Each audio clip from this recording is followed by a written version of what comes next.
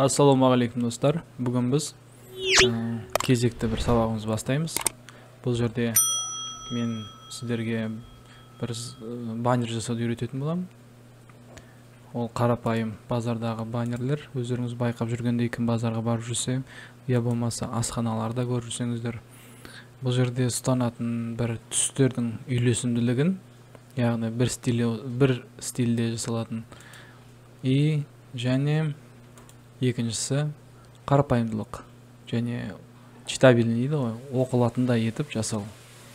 Бұл жерде алдыңғы өткен сабақтарға байланысты бүткіл сабақтарды қамтитын сабақ.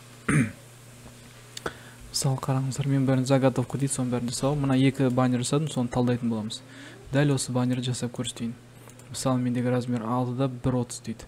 Бұл жерде прямоугольник, яғни мына төртбұрышты алдық, размерін задавать етемін. Бұл метрде болса, қарап мен миллиметрға келтірем. Міне бұл жерде сол бойынша 6-да 6000 1300 дейді. Ал кеттік.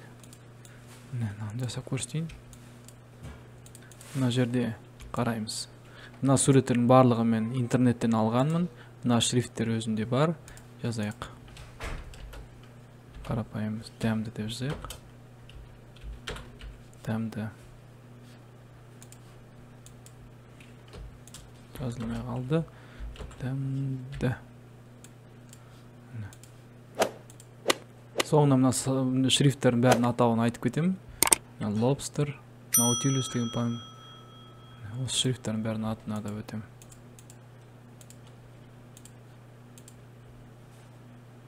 Тангак деген шрифт. Центровать етеміз. Бұның барлығын шамалы үлкейтейік.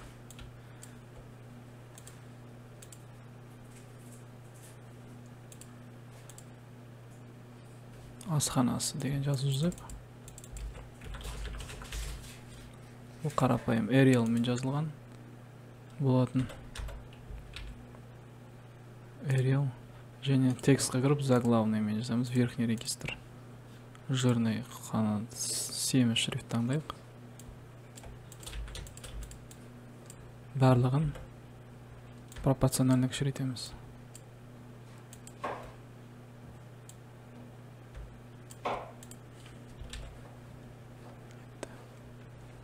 Енді түс берейік. Жасыл түс.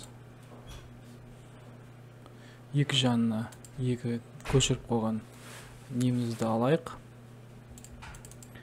Фотоларымызды бізде не? Бір жағында плов, бір жағында мант екен.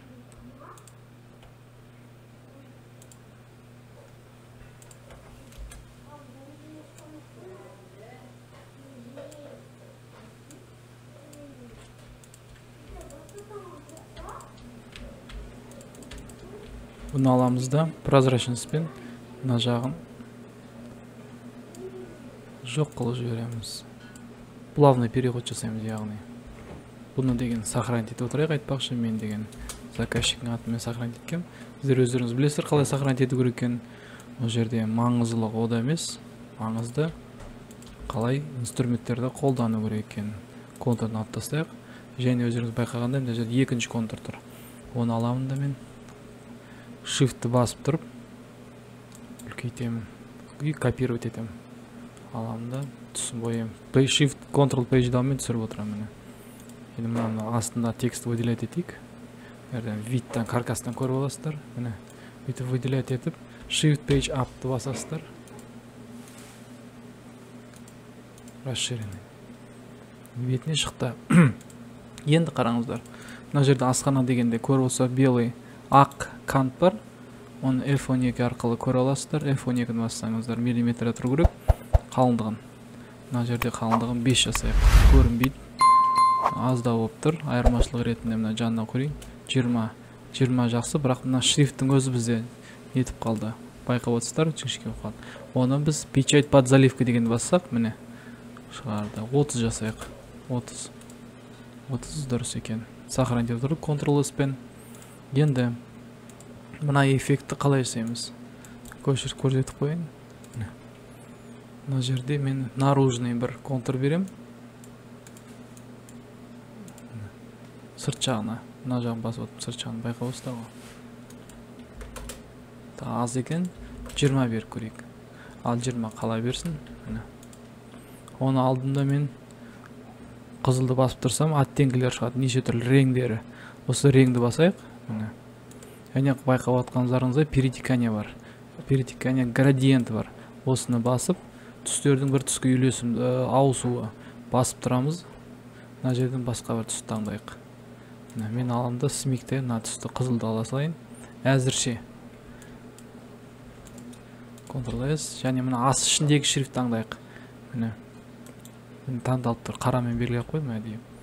Енді осының ішіне бізде внутренний контур жіберейік. 20 көп екен, 15 жасап көрейік. 15 жасап көптеу болып тұр. 10 жасайық. Ctrl-К мен разъединить, яғни бөліп тастаймыз. Ол деген объектке кіріп мынаны бассаңыздар, разъединить, Ctrl-К, осы комбинацияны бөліп тастайсыздар. Енді жеке-жеке алынатын болады. Яғни осыны оранжевыйға бояйық. Міне боялып тұр. Оранжевыйды қарап отырсаңыздар, сәбіз түсті. Оны аласыздар, перетеканиемен, жаңағы градиентпен бүйтіп бөліп тастайсыздар. Төмен қарай мен кішкене қызылды берейін.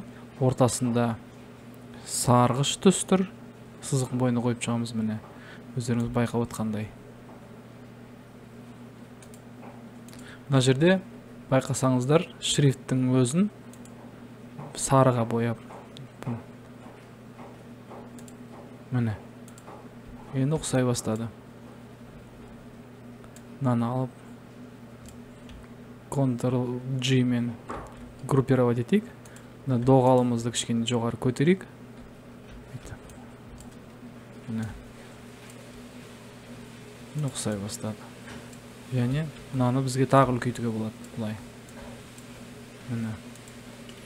Міне. Ешқандай қиындығы жоқ. Бар болғаны бір қанша минут болды. Жұмыс істеп жатқанымызға бір 10 минут болды ма? Және мына шрифтті сөздерді ұмытып кетіппіз. Қош келдіңіздер.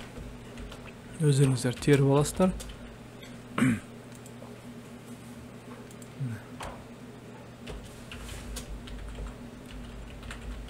Қазақша шрифтта тұрсын. Бұны алдында мен лобстер мен тере салдым. Боя салдым мына лобстер. Ақ түске бояйын. Не контур берейін. Бағанағы біздің қолданған мына түсті аламыз да. Төменгі жағында палитра тұрады. Контурын береміз. Бұлай қарап отырсаңыздар, контур көрінбейді. Тағы да бұның контурдың мына жерден 2 рет басу арқылы, я болмаса F12-ні бассаңыздар шығады. Бұл сабақтың барлығын, қалай қай жерде шығатын барлығын мен айтып өткен болғанын алдыңғы сабақтарда. Кім бірінші рет көріп отыр, тіркеліп отырыңыздар, ұнаса лайк басып отырыңыздар. Контур берейік.